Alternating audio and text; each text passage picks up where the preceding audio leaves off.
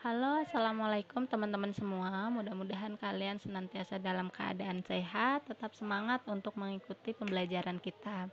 Oke, pada pembelajaran kita pertemuan ke-9 ini, kita akan membahas tentang metode klasifikasi algoritma C4.5 atau algoritma C45.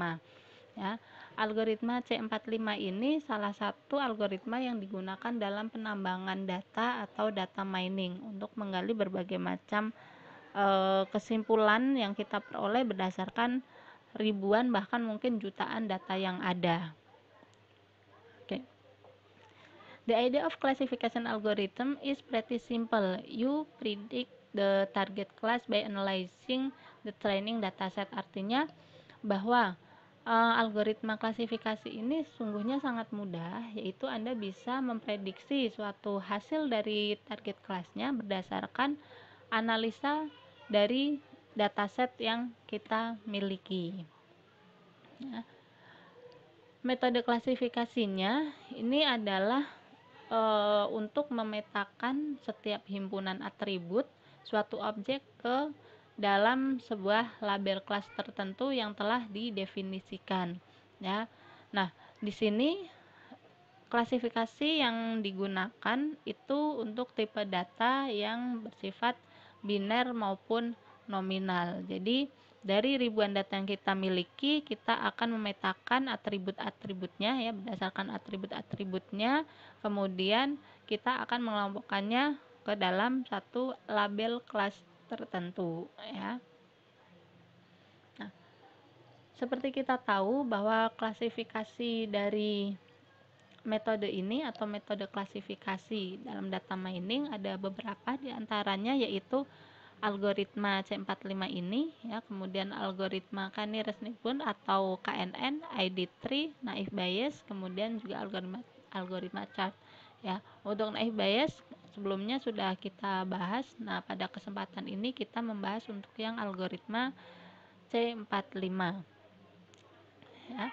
Di sini kita misalnya akan menentukan target kelas, contohnya menganalisa dari data customer yang diprediksi apakah akan membeli komputer aksesori atau aksesori komputer ya. Kita akan mengelompokkan ke dalam targetnya yaitu yes or no, artinya customer ini akan membeli atau tidak ya. Jadi bersifat prediksi.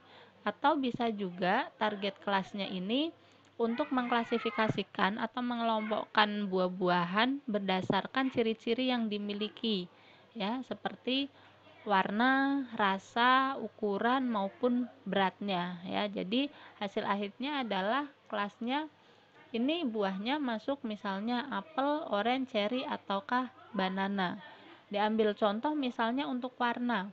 Jika suatu objeknya itu memiliki warna yang hampir sama, misalnya apelnya ini merah, cherry-nya merah, cirinya sama-sama memiliki color atau warna yang merah, maka bisa kemungkinan dia adalah apel atau cherry. Atau bisa juga dari bentuknya, antara orange sama cherry yang sama-sama bulat ya.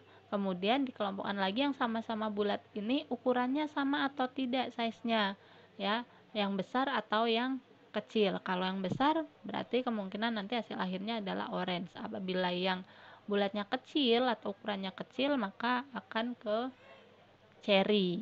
Begitu seterusnya sehingga diperoleh hasil akhir. Ataupun mengklasifikasikan gender yang dari ciri-cirinya atributnya berdasarkan hair length atau panjangnya rambut ya. Jika rambutnya ini panjang atau yes, maka kemungkinan targetnya masuk ke dalam kelas male atau female ya, jika dari hairnya atau rambutnya ini panjang atau pendek. Begitu contoh untuk penentuan target kelas dari analisa data yang dimiliki. Nah, output dari analisa tersebut teman-teman biasanya dibentuk dalam decision tree atau pohon keputusan ya. Jadi contohnya di sini ya, apakah seseorang dinyatakan sehat atau tidak sehat ya.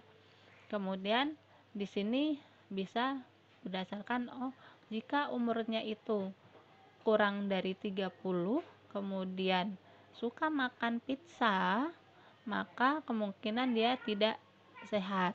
Jika kurang dari 30 tidak suka makan pizza, maka dapat diprediksi dia sehat, ya. Ataupun jika lebih dari 30, ya, maka dia ini bisa fit atau unfit, sama, ya. Jadi hasilnya adalah berupa decision tree, ya.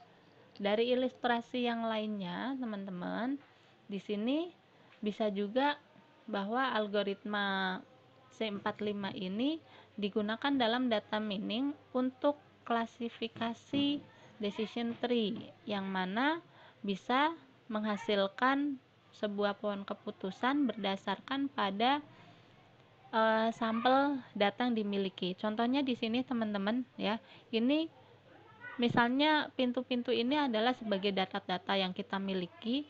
Masing-masing pintu ini memiliki ciri-ciri yang sama, yaitu bentuknya persegi panjang, ya, tegak berdiri, memiliki gagang kunci, tengahnya ada kotaknya lagi.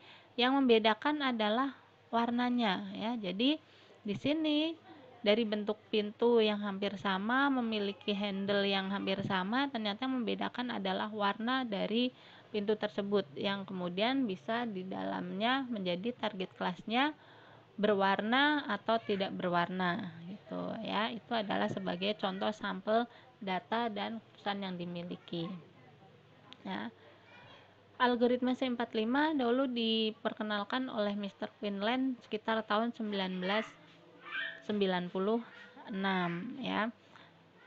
Salah satu algoritma klasifikasi yang lain tadi seperti dibahas adalah ID3, ya. ID3 ini adalah induksi yang hanya dilakukan pada untuk data bertipe kategorikal, ya, yaitu nominal atau ordinal yang memiliki tingkatan, ya. Sedangkan untuk tipe numerik itu tidak dapat digunakan. Beberapa tipe data ini sudah kita bahas pada pembelajaran sebelumnya. Teman-teman bisa membuka kembali pembahasan mengenai tipe data tersebut, ya.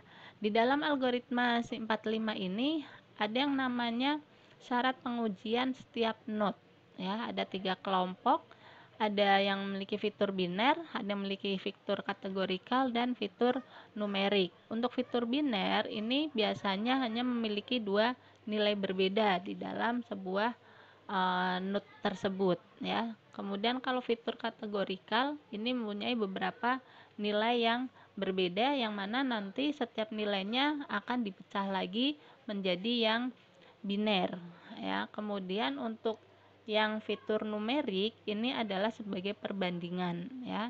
Tentu saja perbandingannya nanti akan memiliki 2 buah nilai, ya. Oke.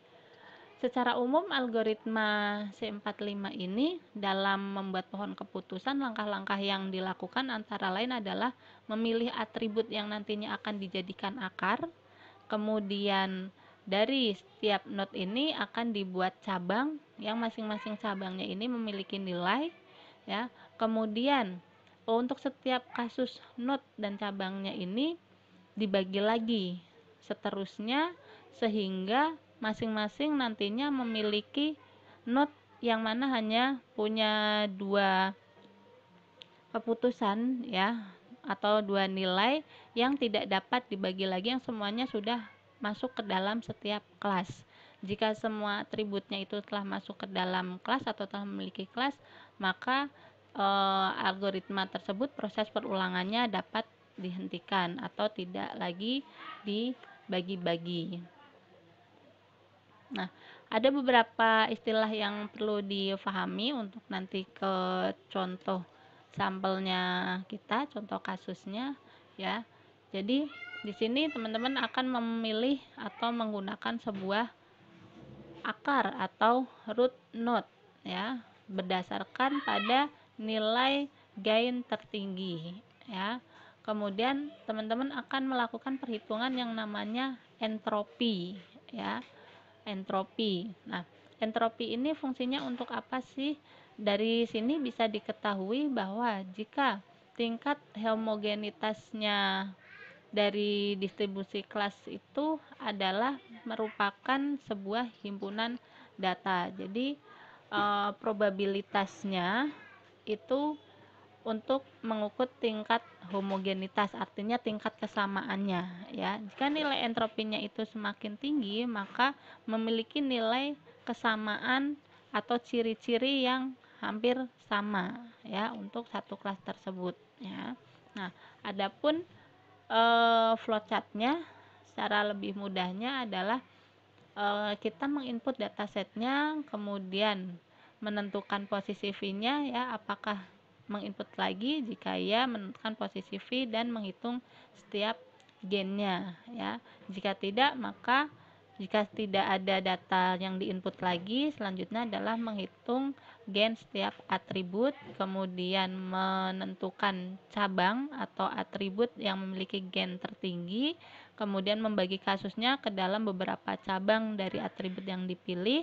Nah, setiap cabangnya apakah akan memiliki kelas yang sama? Jika ya, akan ada hasil berupa pohon keputusan. Jika tidak, maka atributnya ini dihitung ulang untuk setiap gennya ya.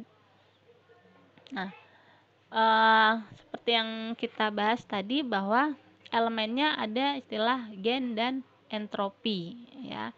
Apa itu gen? Nah, gen ini memiliki rumus ya untuk menghitung jika gennya nanti tertinggi ya, maka dia akan menjadi rootnya. Jadi yang perlu kita hitung dulu adalah nilai gennya. Kemudian kita akan menghitung nilai entropinya untuk setiap atribut ya, atau dibagi dalam setiap kasusnya. Nah, ini adalah rasio untuk perhitungan gennya ya, yang nantinya akan dibagi ke dalam beberapa informasi ya. Ini perhitungan gen rasionya menggunakan rumus ini, nanti teman-teman di contoh kasusnya ya. Di sini ada S1 sama dengan SC merupakan subset yang merupakan pecahan dari atribut yang memiliki sebanyak nilai C-nya ya. Nah, untuk contoh atau pembelajarannya, perhitungannya terlampir file yang ada di dalam latihan. Terima kasih atas perhatiannya, mudah-mudahan menjadi bermanfaat untuk kita semua. Semangat selalu. Assalamualaikum warahmatullahi wabarakatuh.